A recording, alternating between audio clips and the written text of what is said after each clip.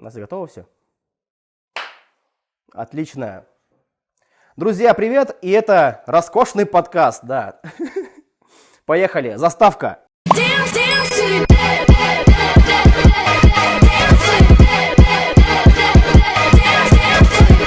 Сегодня на студии я, Леха, Инна. И Инна нам представит нашего сегодняшнего гостя. Сегодня у нас в гостях Сахаяна Егоровна Михайлова, заведующая профилактическим отделением Якутской городской больницы номер 2.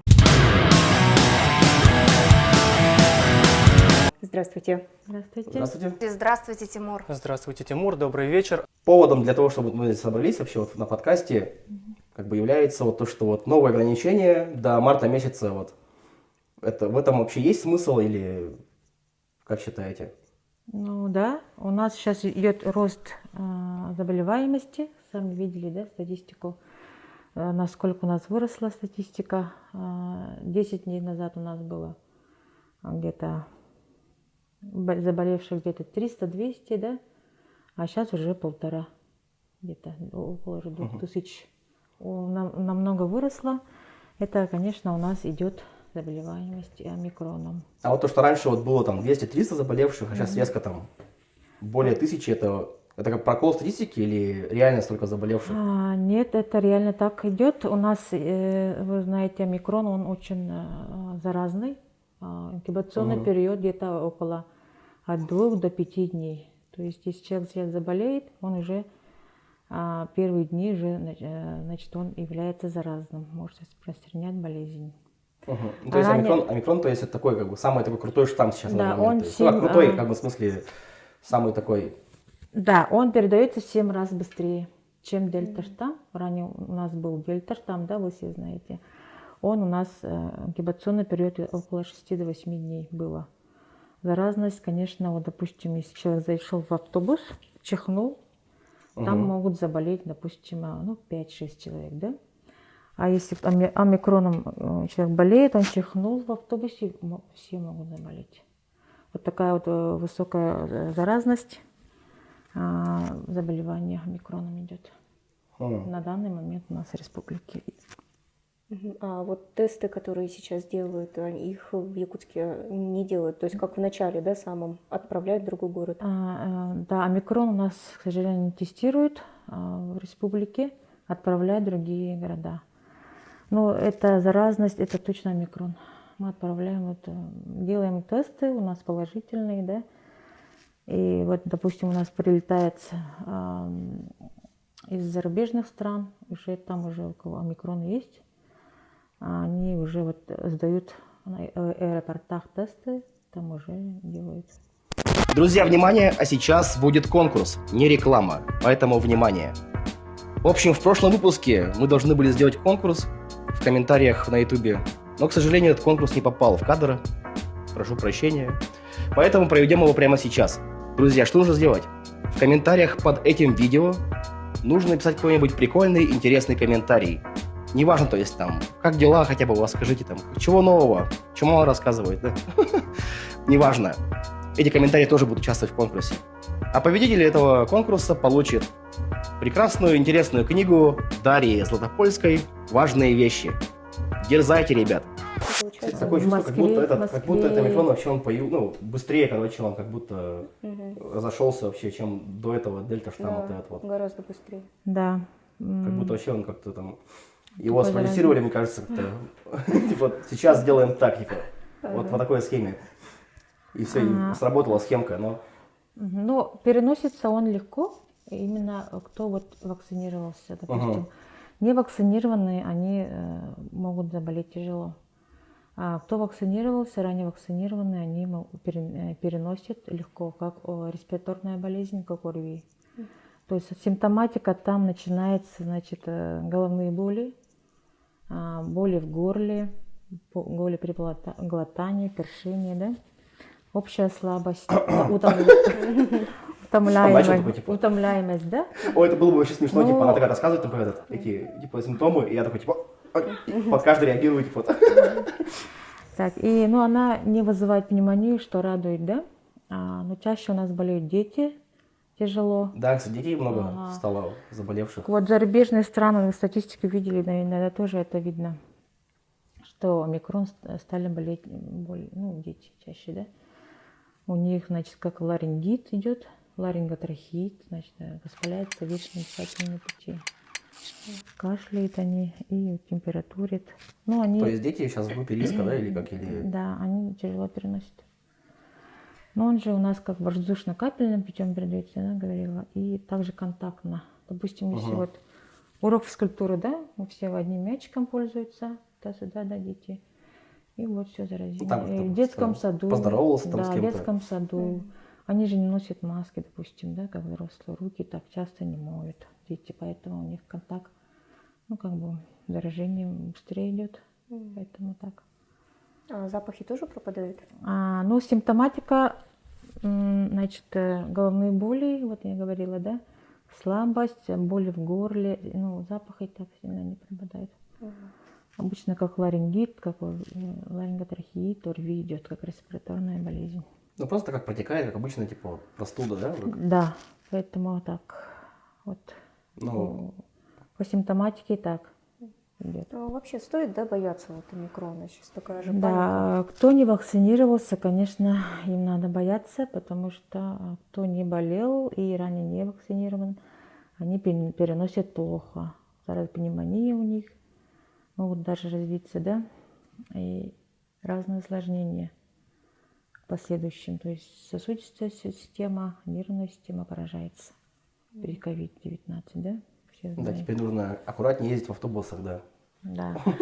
В общем, да, надо Кстати, как будто вот избегать массового скопления людей надо. Как будто кто есть в автобусе, как будто бы они вообще, там можно, там коронавируса нету. Никто об этом не думает, как будто бы, да. Коронавирус только в торговых центрах, Даже магазины начали дезинфицировать сейчас. Закрываются в первой половине дня, по-моему, на дезинфекцию, не попасть. Как у нас эти с алкомаркетами дела обстоят? Они-то не закрылись, да? Они держатся. Они всегда. Они есть всегда. У нас коронавируса никогда не будет.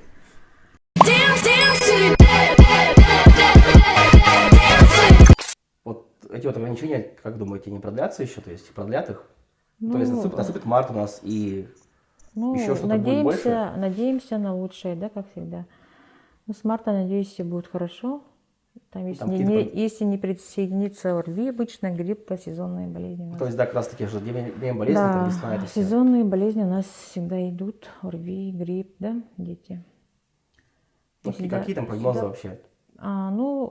Если мы все привьемся, 80% населения, 90% населения, взрослого населения именно, да, мы можем победить эту болезнь. У нас пока таких цифр нету по республике. А сколько у нас процент? Где-то около 70-80.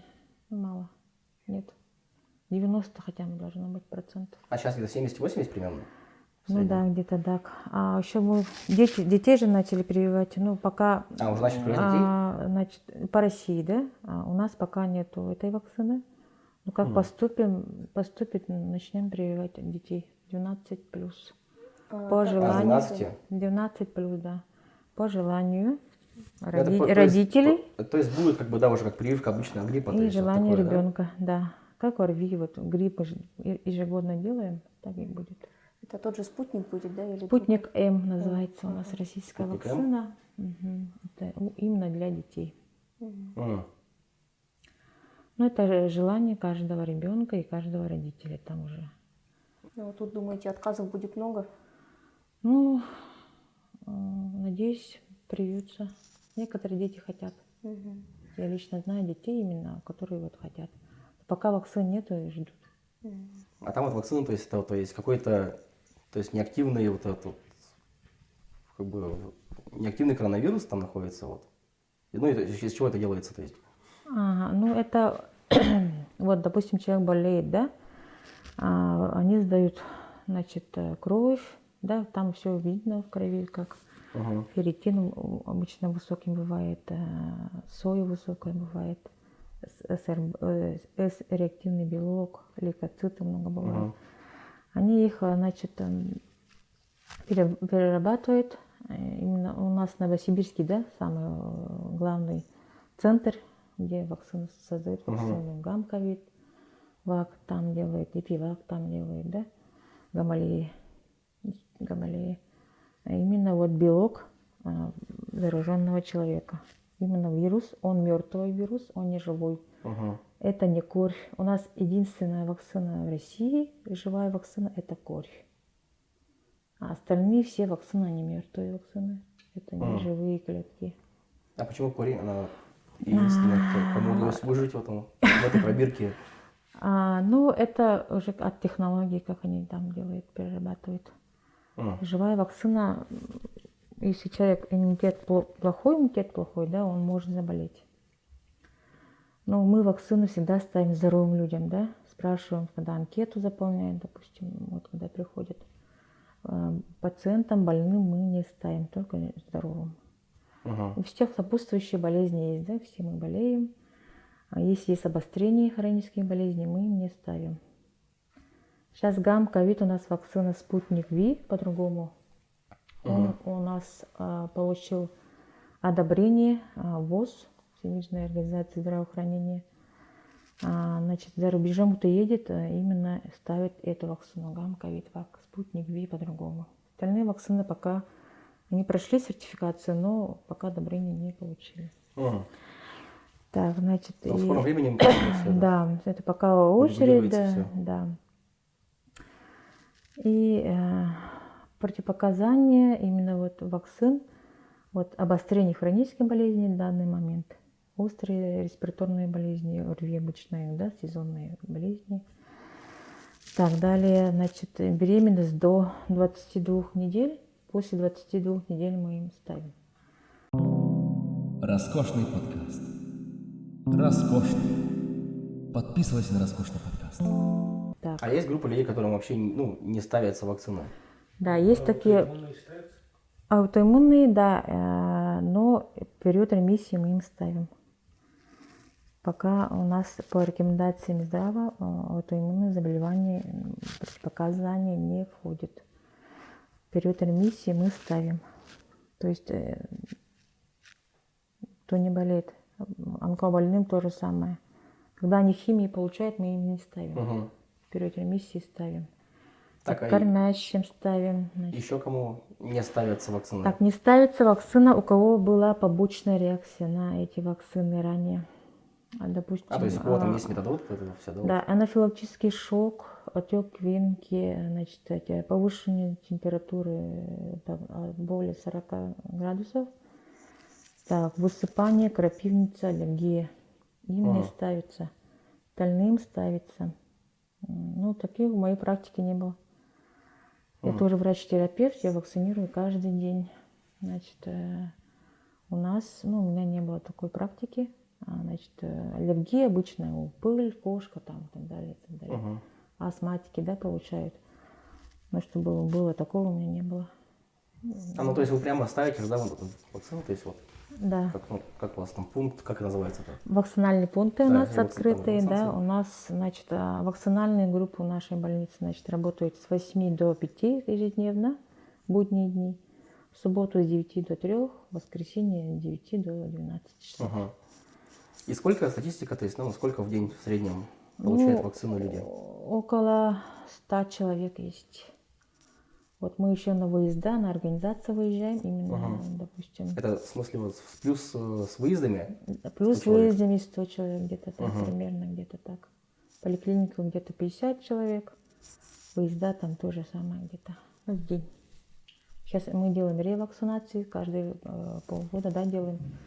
Получается, после 6 месяцев мы должны получить ревакцинацию. Почему ревакцинацию? Все говорят, мы же вакцинированы, зачем мне еще вакцина? 2 раза же получил, зачем мне это говорят? Но мы должны закрепить этот иммунитет, поэтому мы после 6 месяцев ставим, значит, ревакцинацию делаем. А после ревакцинации еще будет ревакцинация? Это пока неизвестно, но желательно каждые полгода вакцинироваться.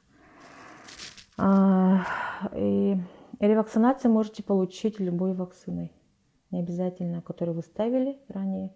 Можете поставить другую вакцину. Все Спутник Лайт выбирают, да? Да, в частности, сейчас выбирают Спутник Лайт и ковид, которые ранее ставили. Тоже ставим. А как насчет этих вот зарубежных, там, Pfizer? Ну, Какие там еще есть? Pfizer, вы знаете, да, у нас за рубежом получают уже с 5 лет ставят дети. В Америке ставят уже Pfizer с 5 лет детям. Там у них еще есть Johnson Johnson, да, слышали вакцину? Эта вакцина, она похожа на наш гамма-ковид спутник Ви. Похож по составу. Он тоже хорошо себя порекомендовал. Ну, у детей вот у нас Прям с 5 лет они уже 12, вакцинировали? да, у нас 12 лет, у них пока с 5 лет. Ну и как там, Уже получается, дела уже у зарубежных вакцин, то есть как? Ну, наши пока не признают Pfizer, не Не знаю. признают? Но некоторые наши граждане ездят в Европу и там ставят. Допустим, тут ставили гамма-ковид, Ага. там, и туда кто поехал, там платно могут, ну, получают. Капец же это затратно вообще. Да, Ну, Pfizer. Поехал поставить там новую прививку, какой-нибудь там, где Да. вот ближайший, там, не знаю, Да, у них платно, у Финляндия нас... или где там? Я даже не знаю, куда.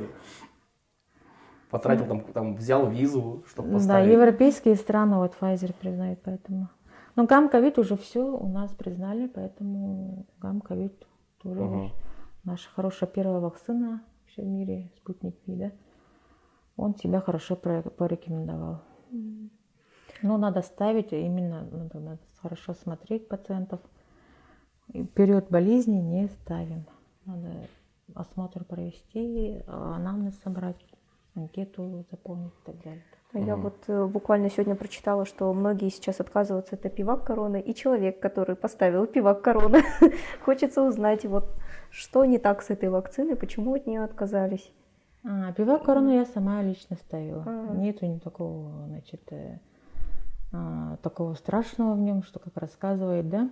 Вакцина, она очень хорошо, антитела вот более 20 показывает, то есть давала, значит, после вакцинации. Интересно же, сколько выработалось антител. Она показала в среднем более 20 и выше. 22, 23, там, 25, 30, где-то так. Ну, некоторых не понравилось, ну, это индивидуально надо подходить. Некоторым она не подошла. Некоторым пациентам. Ну, в целом она хорошо идет. Именно у кого есть сопутствующие болезни, сахарные диабетики, у кого гипертония, онкология и так далее. А ее почему также не приняли как спутник Ви, чтобы, например, в другие страны? Ну, там по очереди же еще сертификация проходит. Надо доказательную фазу и так далее. Но гамма-ковид себя хорошо порекомендовал, и все, уже ВОЗ его принял. Так, а так коронавирусом болели вообще вот? Ну, то есть... Ну да, Как? медики мы все болеем, потому что контактируем. Я как сама перенесли? работала в красной зоне, в бригаде, да, ковид. Ну, я перенесла где-то, температура 37,5 была один день, и все, боли в груди, все. Больше у меня ничего не было, и слабости. Лечимся, конечно, 2 недели, так по порядку, да, по приказу. На 10-е сутки сдаем ПЦР, отрицательное, все. И сразу на работу, да? Ну, осложнение. Сразу. Да. Опять в пекло. Так, сразу, да, на работу. Ну, конечно, восстанавливаться очень тяжело. Надо очень хорошо питаться, хорошо высыпаться, витамины принимать. И сколько проходит восстановление примерно? Вот, Ну, в среднем? восстановление где-то около полгода. Ну, прям полгода? Да, кто в средней тяжелость перенес, где-то так полгода. Но они должны уже вакцинироваться, заболевшие.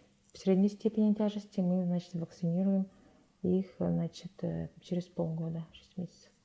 А если кто перенес с легкой степени, дома лежал, да, незначительная температура, там головные боли и все, это легко переносшие болезнь, ну, как-то.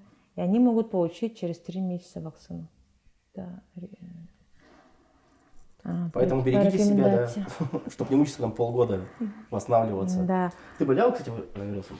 Да, болела. Еще как? Ну, я легко перенесла, дома сидела, работала параллельно, но у меня пропали запахи, полгода они восстанавливались. У некоторых даже год это... Это же вообще да, странная такая штука, типа, что просто эти запахи пропали, там, не знаю. Запах и вкуса не чувствуют, да. У некоторых даже 1,5 года не восстанавливается. Ну, у всех по-разному.